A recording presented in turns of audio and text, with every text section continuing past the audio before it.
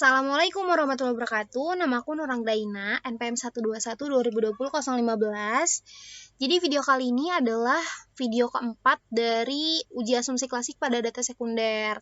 Bagian kali ini akan melakukan pengujian heteroskedastisitas. Jadi, uji hetero itu adalah pengujian yang dilakukan untuk menentukan ada atau tidaknya kesamaan varian antar variabel dan residual gitu. Jadi, mau nentuin antara variabel dan residualnya itu datanya tersebar atau enggak gitu.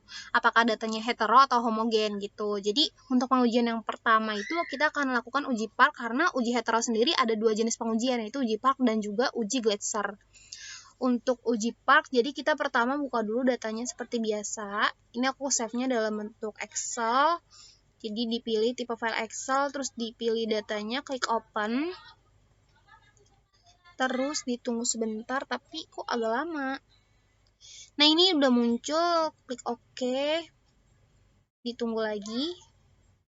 Nah, ini ya udah muncul datanya. Jadi, ini masih data yang sama, data sekunder terdiri data 10 nama bank, 10 sampel, dan 3 variabel. Ada variabel keuntungan sebagai variabel dependen, variabel aset, dan harga saham sebagai variabel independen.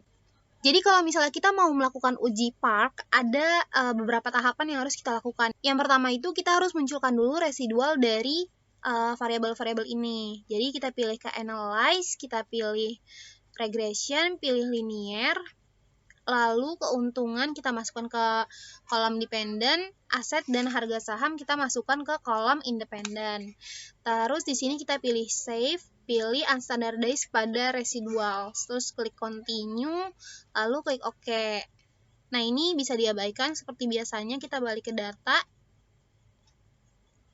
Nah, ini kan udah muncul ya residualnya. Terus langkah yang kedua adalah kita harus mengkuadratkan nilai dari residual. Kita bisa pilih ke transform, kita pilih compute variable, terus kita namain target variabelnya, kita bikin aja res2. Maaf, typo. Nah, ini jadi unstandardized-nya kita masukin ke kolom numeric expression, lalu kita kalikan dengan dirinya sendiri. Jadi biar jadi kuadrat gitu. Terus ini langsung klik OK.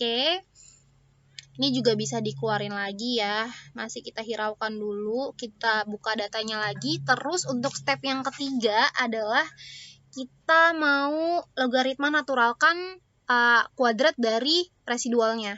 Jadi kita pilih ke menu yang sama, yaitu menu transform, kita pilih compute variable, terus target variabelnya kita ubah jadi namanya itu kan logaritma natural, disingkat jadi ln res2. Tuh, terus ini untuk numeric expression-nya kita kosongin dulu. Terus pada function group kita pilih O untuk nyari rumusnya. Kita cari rumus logaritma natural atau ln. Kayaknya kejauhan. Nah, ini dia ln. Kita pilih tanda panah ke atas biar dia masuk atas. Terus kita pilih res2-nya. Kita masukin. Nah, gini. ln res2 kan. Terus kita klik OK biar muncul, tapi ini sekali lagi outputnya masih dihiraukan. Nah, setelah udah muncul ln res2-nya atau logaritma natural dari kuadrat residual, tinggal kita masukin rumus untuk melakukan uji Park gitu. Jadi kita pilih Analyze, lalu pilih Regression, pilih Linear. Untuk keuntungan kita keluarkan dulu, kita masukkan variabel dependennya itu adalah ln res2, karena untuk uji hetero ini yang diuji adalah residualnya, bukan dari variabel dependen awal gitu. Terus untuk statistik kita biarin aja ke checklist antara estimate dan model fit, kita klik continue. Terus untuk plots kita masukin reshift di Y dan spread itu di X. Terus klik continue. Terus untuk save-nya, karena kita tadi udah pilih unstandardized residual, jadi ini di unchecklist aja. Untuk include the covariance matrix juga di unchecklist. Terus klik continue. Terus bisa langsung klik OK. Gitu. Nah, ini udah muncul ya pengujiannya. Kalau misalnya kita mau lihat nilainya itu, kita ke tabel koefisien. Kita lihat bagian signifikasi antara masing-masing variabel gitu. Jadi antara aset dan juga harga saham apakah datanya itu tersebar atau tidak dengan data residualnya gitu. Jadi syaratnya itu adalah data dikatakan ada hetero apabila signifikasinya itu di bawah 0,05. Jadi data yang baik adalah data yang tidak hetero atau data yang homogen gitu. Jadi datanya itu tidak tersebar terlalu jauh gitu.